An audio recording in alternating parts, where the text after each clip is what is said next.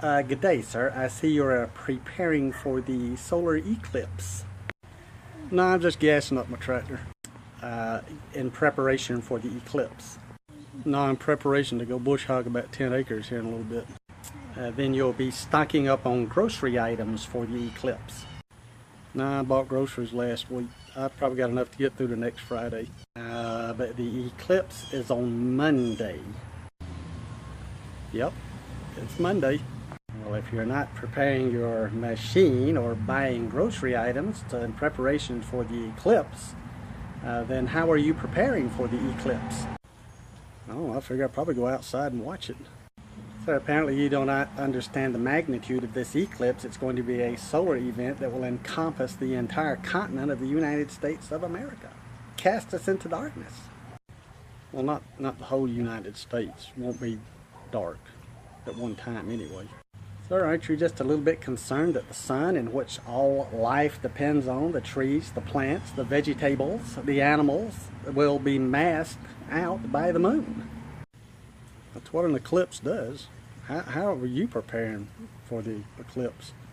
Well, if you'll know, over here in the back of my Prius, my green vehicle, I have approximately 2 50-pound bags of rice, dry beans, canned goods, bottled water, powdered milk, dehydrated meats, flashlight batteries, a weather radio, a flare gun, a sleeping bag and blankets, some cereals.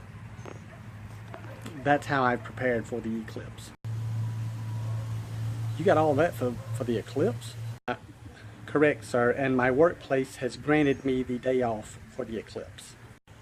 You got a day off for the eclipse? That's correct, sir. I told them that I did not wish to be away from my home when the sun was masked by the moon, casting us into darkness. And you bought 100 pounds of rice and all that other stuff for the eclipse, and you got a whole 8 hours off from work. Now, that is correct, sir, and I urge you to prepare for the eclipse as well. You don't know this eclipse is only going to last about 2 minutes, right? 2 minutes. A little over 120 seconds. Once again, failing to see the magnitude of this event, it will be 120 seconds of darkness. Well, there was one time I went through 12 hours of darkness. And I'll bet you wish you were prepared for that 12 hours of darkness. Yeah, it was called bedtime and I slept through it. We had 12 hours of darkness last night. The night before that, and we'll probably have 12 hours of darkness tonight. That's why it's called night. But this is a solar eclipse. How did you prepare for the last 3 eclipses we had? 4 if you count the lunar eclipse.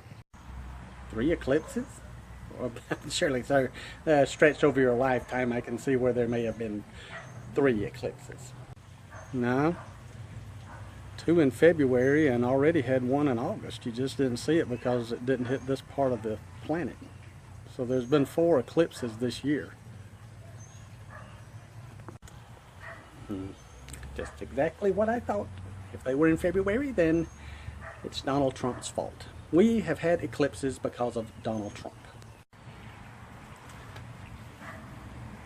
Nah, we had them in 1984 and 1902. We probably had them before he was born.